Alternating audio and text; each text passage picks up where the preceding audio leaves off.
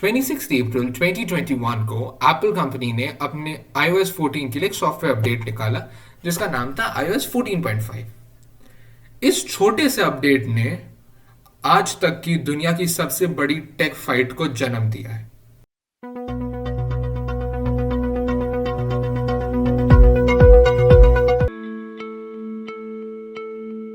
हाल ही में एप्पल और फेसबुक एक दूसरे से लड़ रहे हैं यूजर प्राइवेसी को लेके। लड़ इस बात के ले रहे हैं क्योंकि जो अभी नया iOS 14.5 आया है उसमें एक बहुत ही कंट्रोवर्शियल फीचर है। इस फीचर का नाम है ATT। फेसबुक का कहना है कि ATT उनके जो छोटे बिजनेसेस हैं जो फेसबुक के सहारे चलते हैं उनकी ग्रोथ को रोकेगा, ना ही वो बल्कि वो जो उनके एक छोटे से नीश कस्टमर्स को वो टारगेट करते हैं उससे भी रोकेगा। Privacy is defined as a state in which one is not observed or disturbed by people. Modern day technology को लेके सब लोगों का एक बहुत बड़ा कंसर्न यही रहता है, दैट इज प्राइवेसी। क्योंकि आप खुद ही सोचिए कि आपके फ़ोन का आप पर कितना पावर है। आपके फ़ोन को पता आपको कैसे गाने पसंद है, आप क्या खाना ऑर्डर करते हैं, आप किस लड़की को रात में टेक्स्ट करते हैं इस उम्मीद में कि उसका रिप्लाई आ जाए, आप क्या अमेजोन पे सर्च करते हैं। और मानिए ना मानिए 98% प्रजाति ऐसी ही है। और अगर आप भी 98% प्रजाति में बिलोंग करते हैं तो मेरे पास आप सबके लिए खुशखबरी है। एप्पल ने डिसाइड किया है कि अब ये पावर वो आपको देंगे कि आपका डेटा कैसे शेयर होता है और किसको शेयर होता है। iOS 14.5 आया है ATT के साथ, यानी app trekking transparency. In simple words, app tracking transparency gives you the power whether to allow websites and data to share your data or not. आपके पास पूरा पावर है, आप अलाउ करेंगे या आप नहीं अलाउ करेंगे किसी वेबसाइट को आपका डेटा और आप वो वेबसाइट या आपको आपका डेटा शेयर करने के लिए।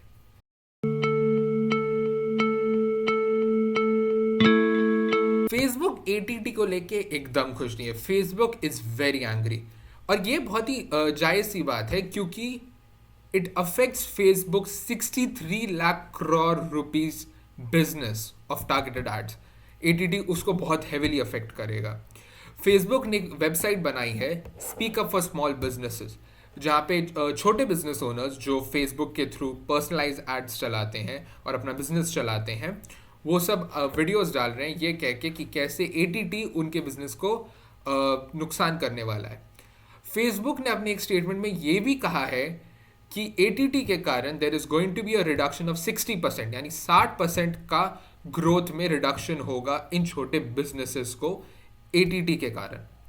हार्वर्ड बिजनेस रिव्यू जो एक बहुत ही रिनाउंड बिजनेस जर्नल है उसने इस क्लेम को डिबंक किया है। उसने कहा है कि फेसबुक का ये क्लेम मिसलीडिंग है।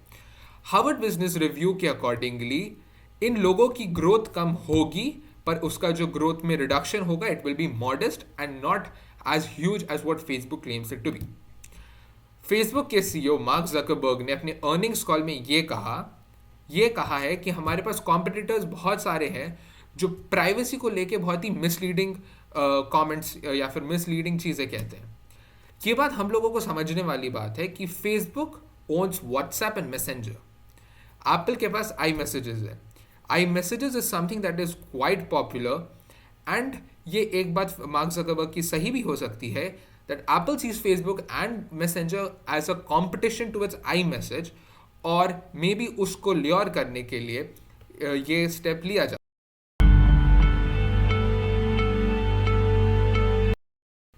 एप्पल का यहाँ पे एक बहुत ही प्लेन एंड सिंपल आर्ग्यूमेंट है। एप्पल का कहना है कि यूजर्स का डेटा कैसे शेयर होता है और किसको शेयर होता है ये पावर जो है एक यूजर के पास रहनी चाहिए। और आप एक हिसाब से देखिए तो कुछ नई बात नहीं है। एप्पल की को-फाउंडर और फॉर्मर CEO स्टीव जॉब्स ने 2008 में D8 कॉन्फ्रेंस के दौरान ये कहा था। Always had a very different view of privacy than some of our colleagues in the Valley. We take privacy extremely seriously. As an example, we worry a lot about location in phones. And we worry that some 14-year-old is going to get stalked and something terrible is going to happen because of our phone. And so, as an example, before any app can get location data, we don't make it a rule that they have to put up a panel and ask because They might not follow that rule. They call our location services and we put up the panel saying, this app wants to use your location data. Is that okay with you? Every time they want to use it. And we do a lot of things like that to ensure that people understand what these apps are doing. That's one of the reasons we have the curated app store. We have rejected a lot of apps that want to take a lot of your personal data and suck it up into the cloud. A lot. So we're really old. A lot of people in the Valley think we're really old-fashioned about this. And maybe we are, but we worry about stuff like this. But aren't you also going to be moving more into cloud-based things? Are we going to be moving more into cloud-based things? Sure. But And doesn't that inevitably no. get you? No. Privacy means people know what they're signing up for in plain English and repeatedly. That's what it means. I'm an optimist. I believe people are smart. And some people want to share more data than other people do. Ask them. Ask them every time. Make them tell you to stop asking them if they get tired of you asking them. Let them know precisely what you're going to do with their data. Okay. That's what we think. Apple CEO Tim Cook ने फरवरी में data privacy के conference में Facebook के CEO और Facebook पे potshot लेते हुए एक ये statement. If a business is built on misleading users, on data exploitation, on choices that are no choices at all, then it does not deserve our praise. It deserves reform.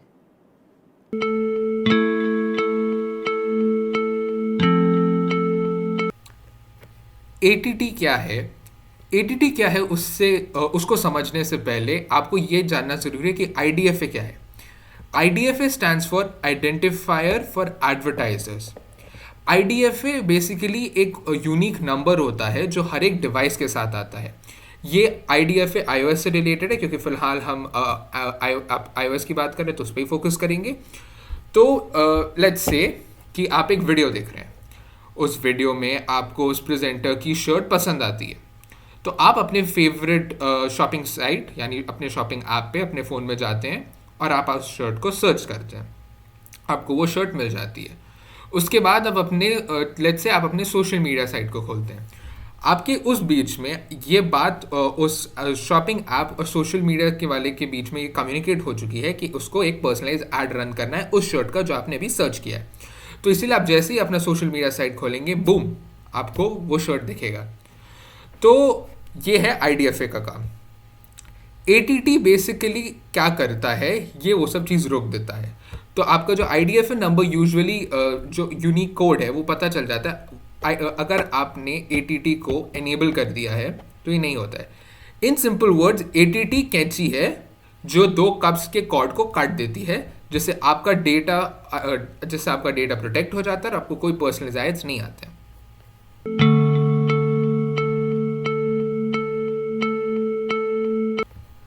जैसे मैंने अपने video के पहले part में कहा कि आपके phones का आप पे एक बहुत ही ज़्यादा इनॉर्मस कंट्रोल और इनॉर्मस इन्फ्लुएंस है एक हिसाब से. तो मानिए आप दिल्ली में रहते हैं और आप शिमला जाने, आप you search for flight tickets, train tickets, या फिर आप देखेंगे आपको रोड से कितना टाइम लगेगा. आप ये देखेंगे, आप जैसे अपने सोशल मीडिया ऐप पे जाएंगे वो आपको सारे विंटर क्लोथ्स दिखाने लगेगा. आप अपने शॉपिंग साइट पे जाएंगे वो भी आपको विंटर क्लोथ्स दिखाने लगेगा. मजाक नहीं कर रहा हूँ. अगर बहुत दिनों से स्विगी से छोले भटूरे और जंक फूड ऑर्डर कर रहे हो ना, तो वो तुम्हारा साइज XXL दिखाएगा क्योंकि उसको पता है कि तुमने एक्सरसाइज किया नहीं तो वो तुम्हारे एक्सरसाइज ऐप में आ जाता. This is the level of control. This is the level. Your phone basically tracks each and everything of you knowingly or unknowingly. और jokes apart, iOS 14 जब पिछले साल रिलीज हुआ तो उसने यूजर्स को ये डिसाइड कर दिया, इट वाज डिसाइडेड कि वो यूजर्स को ये बताएगा कि क्या क्या डेटा जाता है. तो व्हाट आई डिड, मैं गया ऐप स्टोर पे और मैंने पॉपुलर सोशल मैसेजिंग साइट्स और सोशल मीडिया साइट्स पे गया और चेक किया कि वो क्या क्या डेटा शेयर करते हैं. And the result is pretty scary. For example, Instagram collect और शेयर करता है आपका health and fitness, financial info, contact info, user content, browsing history, usage data, purchases, location, contacts, search history, identifiers, sensitive information, and other data. WhatsApp collect और share करता है purchases, location, contacts, identifiers, diagnostics, financial information, contact information, user content, usage data. बहुत ही latest जो popular app है signal, जो Elon Musk के tweet के कारण आया, वो सिर्फ और सिर्फ कलेक्ट करता है आपका फ़ोन नंबर. यहाँ पे आप अगर देखेंगे तो एक सेंस बनता है कि इंस्टाग्राम का कोई सेंस नहीं बनता है कि वो आपका हेल्थ एंड फिटनेस का ट्रैक रखे, वो आपका फिनेंशियल इंफॉर्मेशन का ट्रैक रखे, वो आपके कॉन्टैक्ट्स का समझ में आ सकता है ताकि आपको और यूजर्स आ सके. लेकिन परचेसेस, लोकेशन, ये सब चीज़ों का कोई सेंस नहीं बनता है. ना ही व्हाट्सएप का सेंस बनता है कि वो मेरा लोकेशन, मेरा डायग्नोस्टिक्स, फाइनेंशियल इंफॉर्मेशन अपने साथ रखे. आप अगर किसी मैसेजिंग साइट्स में है तो आपका यूज़र आईडी और आपका phone number, this is the two most important and relevant things जो शेयर होना चाहिए मेरे हिसाब से.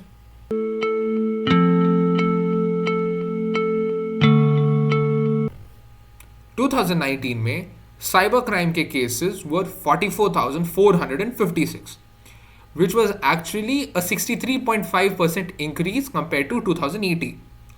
और ये जो आपके जितने भी साइबर क्राइम के केसेस थे, ये 5 कैटेगरीज थे: stalking, bullying, sexual harassment, online banking fraud and identity theft.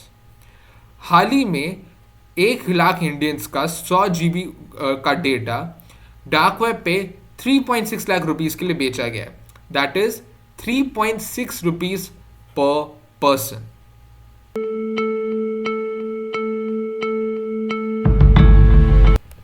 इन दो बड़े जायंट्स के बीच की लड़ाई सिर्फ एक छोटी सी लड़ाई नहीं है, पर इस लड़ाई का जो आउटकम होगा, it will actually be shaping the future of internet as we know it. क्योंकि I am a firm believer कि एक यूज़र के पास अधिकार होना चाहिए कि वो ट्रैक होना चाहता है या नहीं.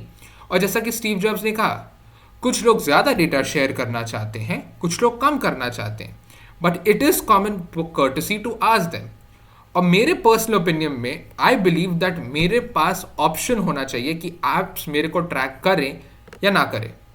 So that's it for this video. Thanks for watching till the end. If you like the video, please click on the thumbs up. Share it with your friends so that they can be also more aware about how it is really important, how it affects them. Let me know in the comment section what is your opinion regarding this whole fight, and I'll see you guys in the next video. Till then, goodbye.